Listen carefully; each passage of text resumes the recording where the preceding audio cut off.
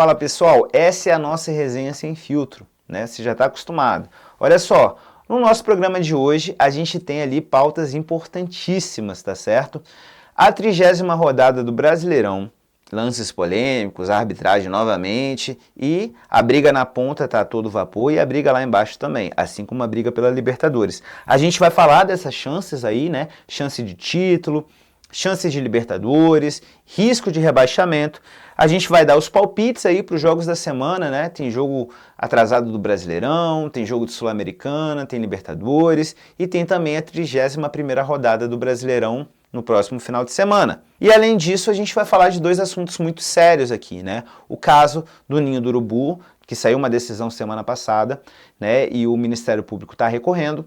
Também do caso de racismo lá no futebol do Paraná, em que o agressor, né, o racista, teve uma pena inferior àquele que sofreu o ato de racismo. Então a gente tem uma série de assuntos aqui para tratar hoje e ó, vem comigo, não se esquece, se inscreve no canal, curte o nosso vídeo, encaminha ali para o seu amigo, para sua amiga que curte futebol e resenha, tá certo? E não esquece de seguir a gente também aqui, ou aqui nas redes sociais, beleza? Segue a gente e vamos para o nosso Resenha Sem Filtro, vamos embora! Pessoal, hoje o toque passa ou é gol é comigo, beleza? Então vamos lá.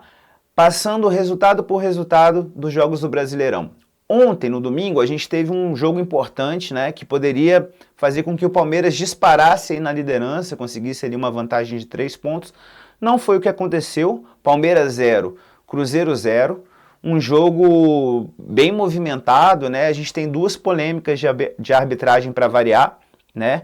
Uma possível expulsão ali do Gomes, né? Que, na minha opinião, era para ser expulso sim, beleza? Uma entrada muito violenta, uma entrada temerária, né? E que acabou ficando barato aí no amarelo para o Palmeiras, né? A gente também teve o gol do Sosa, né? Que foi anulado e, na minha visão, mal anulado. Não houve falta nenhuma no Cássio, não houve problema nenhum, ele não estava com a bola dominada. Enfim, mais um caso de polêmica de arbitragem, eu acho que mais uma vez, uma polêmica que acaba manchando ali o jogo, né?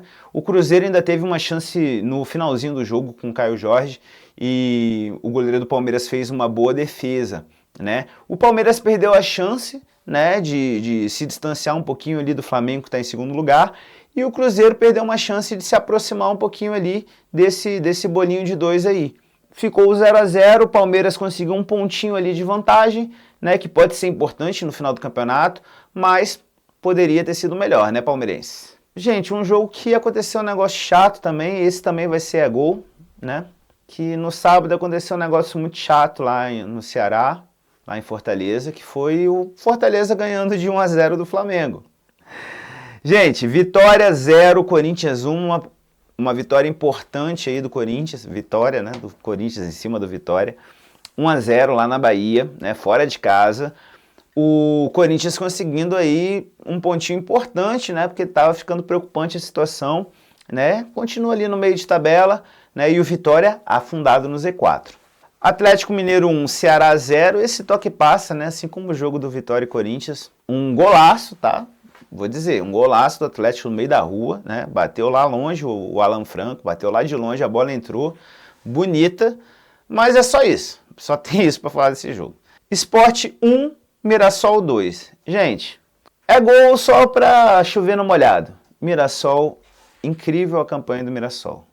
Botafogo 2 e Santos 2. Gente, eu poderia falar toque passa, mas tem um ponto importante aqui que eu não posso esquecer, já que a gente está falando de Mirassol, né? O gol do Botafogo, teve o gol mais rápido do campeonato agora essa semana de novo, né? E foi o gol do Botafogo. E a gente teve também um lance polêmico, né? De arbitragem também, porque existe uma falta na origem do segundo gol do Botafogo, né? Falta mesmo da origem da jogada, é falta de futebol. Teve uma falta, sim, no início da jogada, né, que poderia anular o gol do Botafogo, né, contra o Santos, mas está faltando também bastante futebol pro Santos aí esse ano todo, né? Aliás, já tem uns anos, né? Grêmio 3, Juventude 1, toque passa, né, gente? Grêmio chutou ali, galinha morta, Juventude também tá... você gosta do Juventude, né, cara? A produção gosta do Juventude. Red Bull Bragantino 0, Vasco 3. Eu acho que é importante dar um ego aqui nesse jogo, porque o Vasco está mostrando consistência, né? Então, olho aberto no Vasco e olho aberto também no Bragantino por motivos inversos. São Paulo 2, Bahia 0, para a alegria de Toninho Pedalada, para a alegria de Arthur, para a alegria de vários São Paulinos. Aliás, queria mandar um abraço para o pessoal da Independente que eu conheci no sábado, tocando num samba, beleza? Me receberam super bem.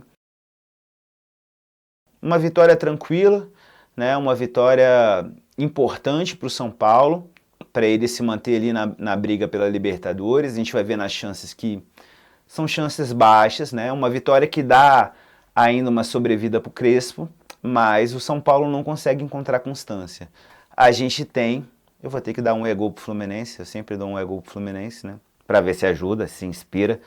Fluminense 1, Internacional 0. Gente, eu queria dizer para vocês que nesse século, só o Grêmio tem mais vitórias sobre o Internacional do que o Fluminense. É só isso que eu queria dizer para vocês, tá? Pro desespero do Farid, pro desespero do pessoal lá do Sul, mas é isso, ó. Assumir uma paternidade e, cara, um bom jogo do Fluminense, né, contra um Internacional perdido.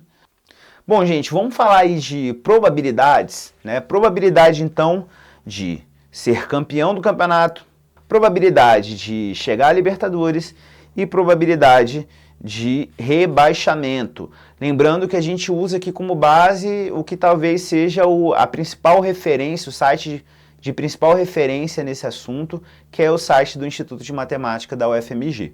A tabela da UFMG, ela leva em consideração o quê? Ela leva em consideração o desempenho do time, ela leva em consideração os jogos que vão vir, né, com o fator casa e com o fator fora de casa.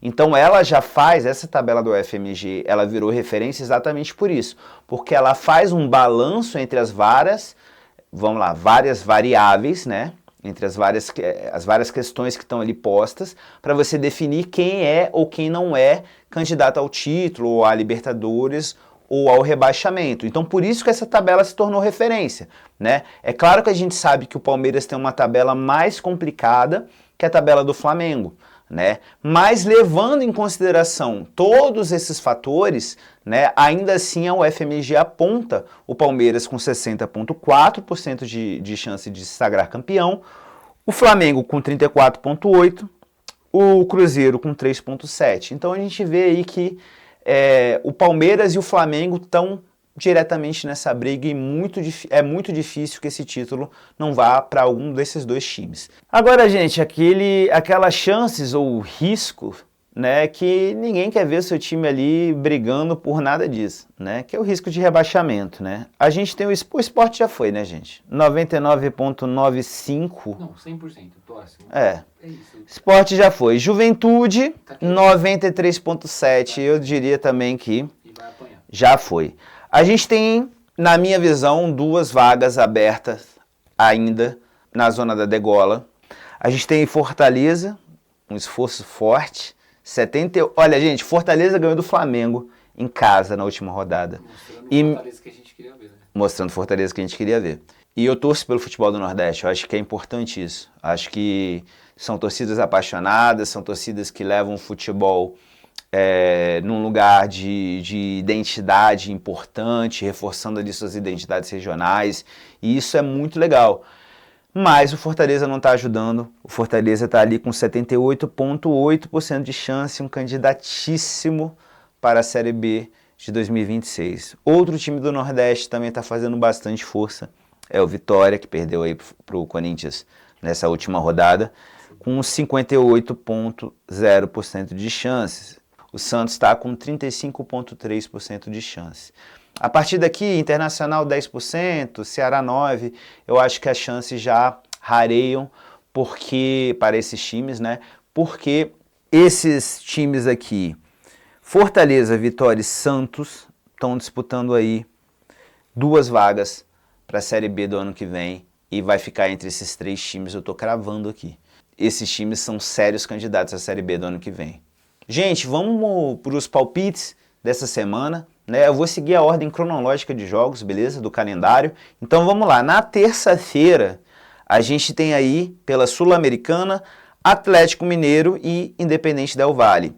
O primeiro jogo foi 1-1 lá no Equador, tá certo? O Galo disputa em casa a definição dessa vaga na Sul-Americana. E aí eu diria para vocês o seguinte, eu tô acreditando no Del Valle. Filha da puta.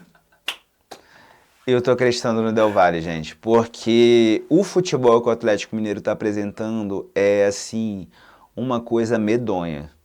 Brasileirão, na quarta-feira, a gente tem Fluminense e Ceará, jogo adiado da 12ª rodada. Gente, aqui o clubismo fala alto, não tem como dizer outra coisa. Vai dar vozão, obviamente. 1-0 Fluminense com gol do... Pedro Raul. Contra.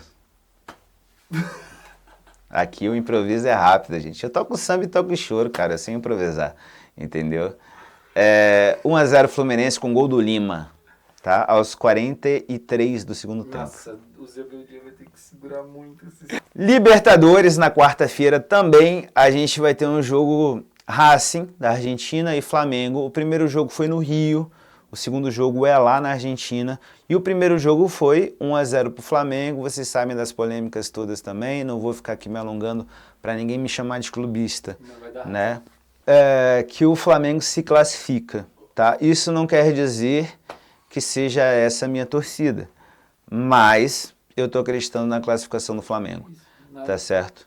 Libertadores na quinta-feira, a gente tem, alô Juruna, meu compadre, alô Adenilton, meu compadre, a gente tem Palmeiras e LDU aqui no Allianz Parque, aqui em São Paulo. O primeiro jogo foi 3-0 para a LDU, aqui não pode ficar no muro, né? É resenha sem filtro, ninguém fica em cima do muro. Então eu vou dizer para vocês, o Palmeiras passa pela LDU, tá certo? Vai ser 3-3, vai para os pênaltis, tá certo? E o Carlos Miguel vai entregar. E o Carlos Miguel vai pegar 2 cobranças. A terceira cobrança da LDU vai para fora, beleza? Então vai ser ali Palmeiras se classificando ali no desespero, mas conseguindo carimbar sua vaga. Gente, vamos lá, rodada 31 do Brasileirão. No sábado a gente vai ter 4 jogos, tá certo? Um jogo que eu tenho certeza que você vai parar na frente da televisão para assistir, que é Santos e Fortaleza. Um jogaço. Valendo o acesso da Série B. Valendo o acesso da Série B 2026. Gente, eu vou carimbar aí 1-0 Fortaleza. Cruzeiro e Vitória. Bom, gente, se o Cruzeiro quiser alguma coisa ainda nesse campeonato, ele tem que ganhar esse jogo, né? E o Vitória faz uma força para jogar bola que é impressionante. O esforço, assim, parece que estão fazendo, querendo tocar ali uma ópera complexa, mas é muito esforço e não está dando certo. Vai ser 2-0 Cruzeiro, tá? 2 do Caio Jorge. Mirassol e Botafogo. Esse jogo aí é interessante, hein? Esse jogo é interessante, hein? Esse jogo é interessante. 2-0 Mirassol. Dito isso, 2-0 Mirassol. Flamengo e Sport, gente, não tem como, né? Não tem como brigar com a lógica e com a estatística. O Flamengo vai passar 3-0 no Sport e é isso. Domingão, quais são os jogos que a gente tem? Vasco e São Paulo. Eu vou apostar aí, gente, que o São Paulo do Crispo vai ganhar mais uma sobrevida e vai conseguir arrancar o empate lá em São Januário, tá certo? Para mim vai ser joguinho ali de 1-1, tá? O Luciano empatando ali, o Luciano, hein? Lucigol. Corinthians e Grêmio. Mais um jogo que a gente fala assim, nossa, eu quero tanto assistir esse jogo, né? Eu vou apostar no empate em 1-1, Corinthians e Grêmio. Internacional, falando aí, né? Internacional e Atlético Mineiro. Mais um jogo que a gente fala assim, nossa, que vontade de assistir esse jogo, deve ser incrível. Vai ser incrível esse jogo. Internacional e Atlético Mineiro. Eu acredito que o Internacional vai ganhar de 1-0, porque o Atlético Mineiro vai estar na ressaca de ter perdido a vaga na Sul-Americana. Bahia e Red Bull Bragantino, mais um jogo que dá muita vontade de assistir, né? Mas o Bahia vai ganhar por 2-0 do Red Bull, que está naquele viés de mergulho nas profundezas. Gente, uma semana então com 2 jogos entre Fluminense e Ceará, né? Um jogo recuperado ali da 12ª rodada e o jogo da 31ª. O Fluminense vai ganhar os 2 jogos, tá? Os 2 por 1-0. Juventude e Palmeiras. Alô, Juruna! Juventude e Palmeiras vai ser quando, hein? Quanto, hein? Lá no Jacone? 3-0, né? Eu vou no palpite do meu compadre Juruna, mas eu vou ser um pouquinho mais comedido. Eu vou colocar aí 2-0 Palmeiras, que eu acho que 3 é demais, né? 2-0 Palmeiras. Beleza? Vitor Roque vai marcar, hein? E aí é isso, gente. Vamos falar aqui de 2 assuntos importantes, né? Bom, gente, o Resenha Sem Filtro é um programa descontraído, mas a gente também tem que tratar de alguns assuntos bem sérios aqui, né? Essa semana saiu a decisão do julgamento dos 7 réus do caso do Ninho do Urubu, vocês se lembram? Tiveram suas vidas ceifadas ali, ainda naquela esperança de serem jogadores de futebol. Estavam dormindo ali numa estrutura de container que é completamente inadequado para o tipo de finalidade que estava tendo, finalidade de alojamento. Né, um caso muito triste. A gente discute isso, tem série, tem um monte de reportagens aí que vocês podem acompanhar esse caso. E aqui, né, a gente não está falando de um time, né, a gente está falando de um descaso com crianças, né, que têm ali o seu sonho e com famílias que acabam tendo ali, sendo privadas ali da convivência, né, com seus filhos, com seus netos, com seus parentes, porque essas crianças foram vítimas, né, de um descaso absoluto, né? Esses 7 réus foram absolvidos, né? Eles não foi imputado nenhum tipo de pena a nenhum deles. Por que eu estou aqui tão tranquilo falando que houve sim descaso, que houve sim uma questão, uma inadequação na maneira como isso foi tratado por parte do clube? Porque a gente está vendo aí o Ministério Público recorrendo dessa absolvição dos 7 réus, apontando possíveis parcialidades ali na apuração da Polícia Civil, né? Então é um caso ainda que promete ainda se arrastar um pouco. E é importante a gente ficar atento porque é um caso que mancha a história tão importante do Flamengo, né? Mancha a história da base do Flamengo, que é um clube que costuma revelar grandes jogadores, é um clube centenário, é um clube completamente campeão e respeitável. Mas a condução desse caso por parte daquelas pessoas que estavam ali à frente da instituição a essa época vem recebendo diversas críticas. Importante a gente ficar de olho porque o que ficou dessa história é o seguinte: 10 crianças mortas, cruelmente mortas, e famílias desamparadas. Que todo mundo aponta que essas reparações não são minimamente suficientes para pelo menos começar a mitigar um pouco essa dor e essa tragédia que foi o caso do Ninho do Urubu. Gente, e o outro assunto importante e sério para a gente tratar aqui no nosso Resenha Sem Filtro de hoje é o caso de racismo que a gente teve lá no futebol paranaense, né? O Diego, né, ex-jogador do Batel, ele chamou de macaco o PV.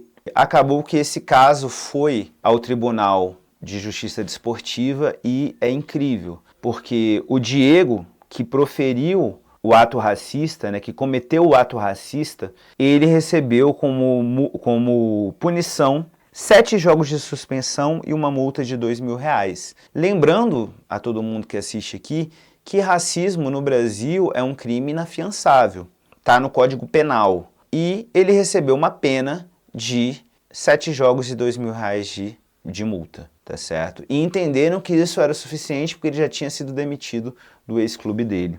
Já o PV, que reagiu, que é vítima do racismo e reagiu a essa violência primeira, né? E é claro que muita gente fala, mas ele não precisava ter dado um soco, né? Ele não precisava, mas isso eu vou dizer para vocês sem filtro aqui.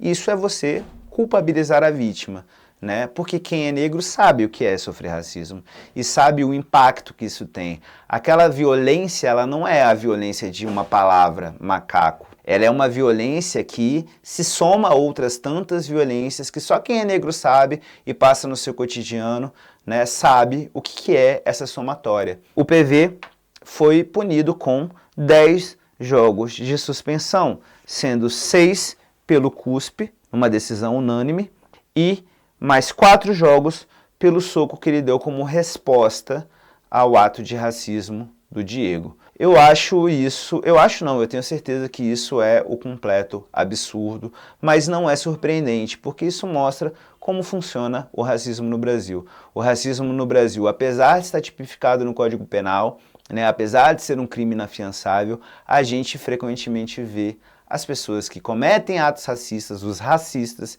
saírem melhor, ilesos, saírem tranquilos, enquanto aqueles que sofrem a violência acabam pagando preços altíssimos a despeito de serem vítimas, né? E aí a gente tem no futebol diversos casos. A gente tem diversos casos. Então é um assunto importante da gente debater e que não pode passar aí batido pelo nosso Resenha Sem Filtro.